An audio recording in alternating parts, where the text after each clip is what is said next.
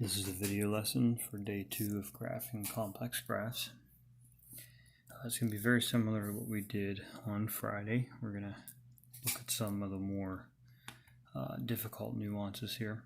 Same directions. We're looking to simplify, factor cancel, find the holes, asymptotes, intercepts, make a graph, all that good stuff. So what we're going to start with is this right here. I have a numerator that needs factored. In the denominator, I have a GCF. I'm going to take out a -2. You'll have a 2 there, and the fact that this one is a negative, I really want to take a negative out since the first term is negative. But I'm going to take out a -2, but they also share an x, so I'm going to take an x out as well. So let's start with that numerator. That's a conjugate rule. X plus 5, x minus 5. Denominator, I'm going to take a -2 out of all 3 numbers, and I'm going to take an x out of all 3 terms. So when I take a GCF of -2x out, I'm left with x squared. -2 is gone. Take out 1x, gives me x squared. 18 divided by -2 is -9. Take an x out, so just 1x. -40 divided by -2 makes +20, and take the x out. This now factors a 20 that give me 9, 4, and 5. Negative times a negative makes +20. -4 and -5 add up to -9. So here's my 2 parts factored. And you can clearly see what cancels, and x minus 5 is what cancels out. So my reduced form would be this first part of each section. X plus 5 over -2x times x minus 4. So x minus 5 is my canceled factor. That cancels out. Since x minus 5 is a canceled factor, the whole is at x equals 5. So again, we set that equal to 0 and solve by adding 5 over, and I get x equals 5. So we plug 5 into the reduced form. So I'm going to take 5 and put it into this reduced form. 5 plus 5 is 10.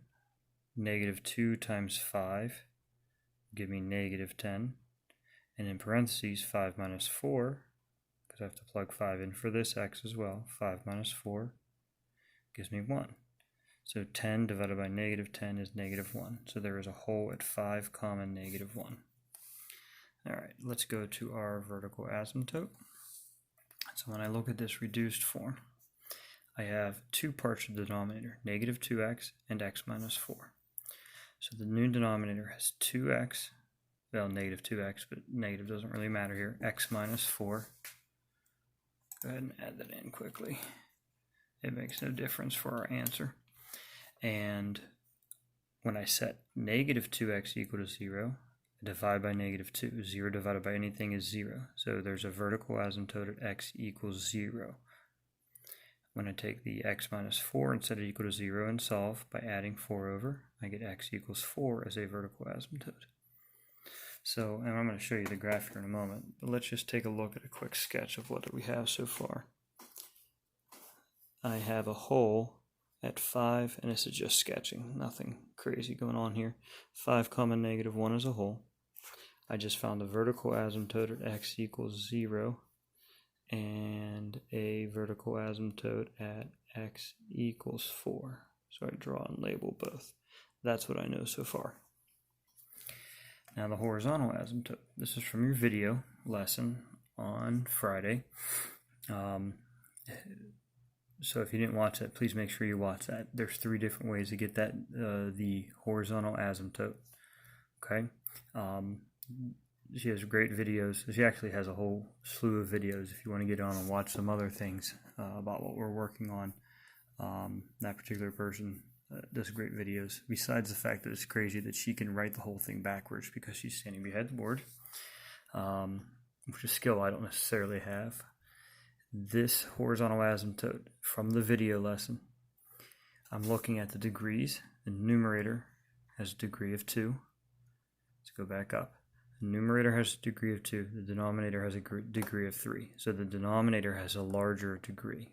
Again, we look at the largest exponent for the degree. So this denominator has the bigger degree. So because the denominator has the larger degree, horizontal asymptote is automatically y equals 0. So on my graph, that means I have a horizontal asymptote at y equals 0. Okay, so I have a horizontal asymptote here, I have a vertical asymptote here and here. The only thing I know right now is there's a hole. So here's an asymptote, here's an asymptote. So from that hole, I think I know what's happening, and we'll graph it on the calculator to be sure. But I have two other sections. I have a section here to the left of this vertical asymptote, and in between the two asymptotes, there's going to be a third section. So we're actually going to have three sections to this graph. And as we'll see in a moment, one section is going to go like this, and one section is going to go like this. 1, 2, 3 sections. Now, what else do we have? Step 5, x-intercept. We know that we set the numerator equal to 0, and I'm going to do that in the simplified form. The numerator is just x plus 5. So when I said x plus 5 equal to 0, I would get x equals negative 5. So there's an x-intercept at negative 5. Now here's where it gets interesting. This x-axis, y equals 0, is a horizontal asymptote. So this horizontal asymptote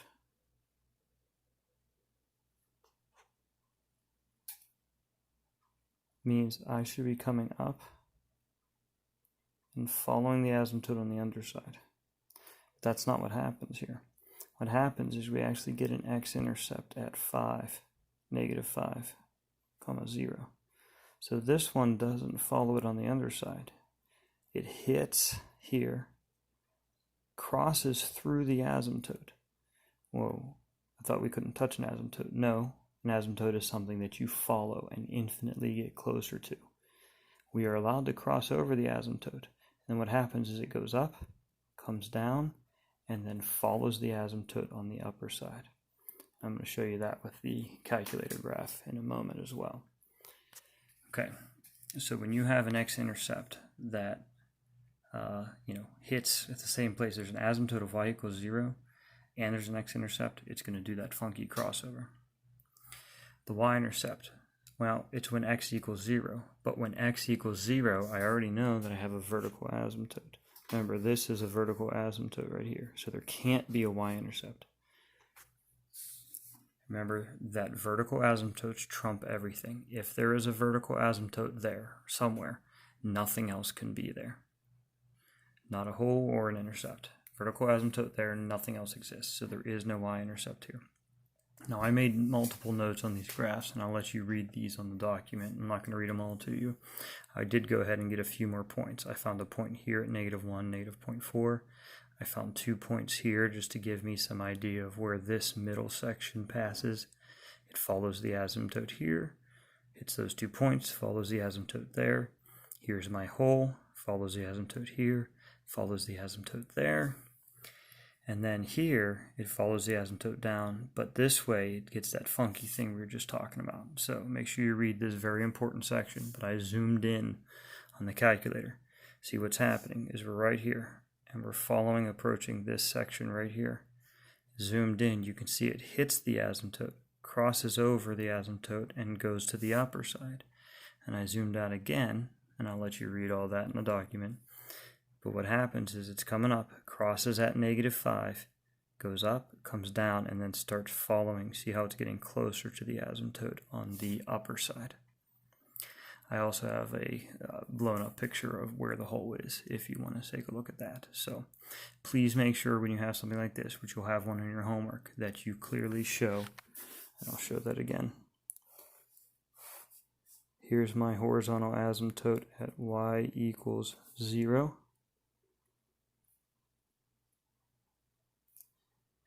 And I have a point here, and normally we would draw that there. But what I want to see, because we have a place where it crosses over, you got to make sure that you show it coming up, crossing over, and then following it on the upper side. Okay? Just 2 problems again. I know these take a while. I know they're pretty involved, especially as we get harder. But I do have 2 practice problems for you, so make sure you take a look at those and go ahead and get those graphs. We're basically done with this unit. We'll do some more practice over the next couple of days leading up to a test coming up later this week on graphing these things. And then we're done with this stuff. Okay, make sure you do those problems.